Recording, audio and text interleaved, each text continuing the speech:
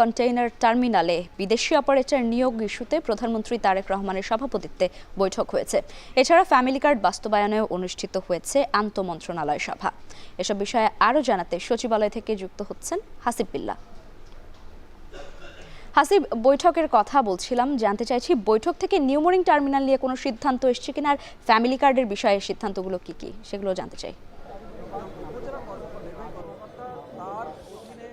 Laiba, family কার্ডের বৈঠকটি শেষ হয়েছে কিছুক্ষণ আগে। ফ্যামিলি কার্ডের এই বৈঠকে সংশ্লিষ্ট মন্ত্রণালয়ের যারা দায়িত্বপ্রাপ্ত ছিলেন তারা বের হয়েছেন। সমাজ কল্যাণ মন্ত্রী এজেডএম জাহিদ হোসেন বের হয়ে আমাদেরকে বললেন যে আগামী 10 তারিখ 14টি উপজেলায় যে পাইলট প্রকল্প হিসাবে এই ফ্যামিলি কার্ড বিতরণ করা শুরু হবে এবং এই 14টি উপজেলার থেকে একটি ওয়ার্ড বাছাই করা হবে এবং সেই ওয়ার্ডের যারা কয়েকটি শ্রেণীতে ভাগ করা হবে। এর মধ্যে যারা হতদরিদ্র, দরিদ্র, নিম্নবিত্ত, উচ্চবিত্ত এবং ধীরে ধীরে আসলে সবাইকে দেওয়া হবে, কিন্তু প্রাথমিকভাবে মূলত হতদরিদ্র যারা তাদেরকে এই কার্ড দেওয়া হবে এবং এই কার্ডের মূলত 2500 টাকা দেওয়া হবে এই একটি কার্ডের। এই বিতরণটি যখন উদ্বোধন করবেন প্রধানমন্ত্রী তারেক রহমান নিজে সশরীরে গিয়ে কিন্তু এই কার্যক্রমটি উদ্বোধন করবেন।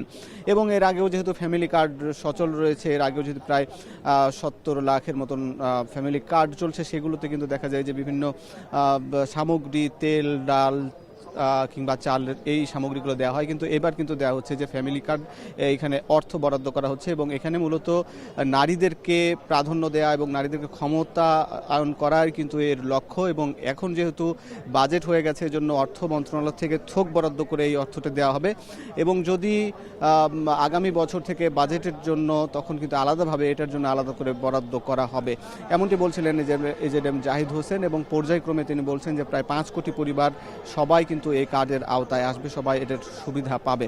এখানে বলে রাখি যে আপনি বলছিলেন যে এর আগে প্রধানমন্ত্রী যে বৈঠকটি করেছেন তার আগে নিউমোরিং টার্মিনাল নিয়ে যে একটি বৈঠক হয়েছে, সেখানে অর্থমন্ত্রী, পররাষ্ট্রমন্ত্রী এবং বিডার নির্বাহী পরিচালক আশিক চৌধুরী তার সঙ্গে বৈঠক হয়েছে এবং সেই বৈঠকে তারা বেশ নিউমোরিং টার্মিনাল নিয়ে আলাপ আলোচনা করেছেন, কিন্তু শেষ পর্যন্ত সিদ্ধান্তটি আমরা এখন পর্যন্ত জানতে পারিনি।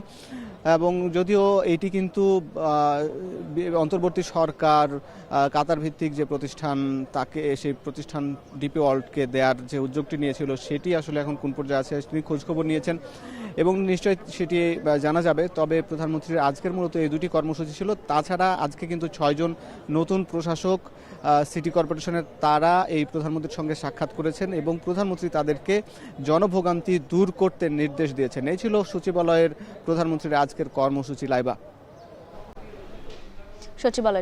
সচিবালয় থেকে যুক্ত ছিলেন হাসিব বিল্লাহ।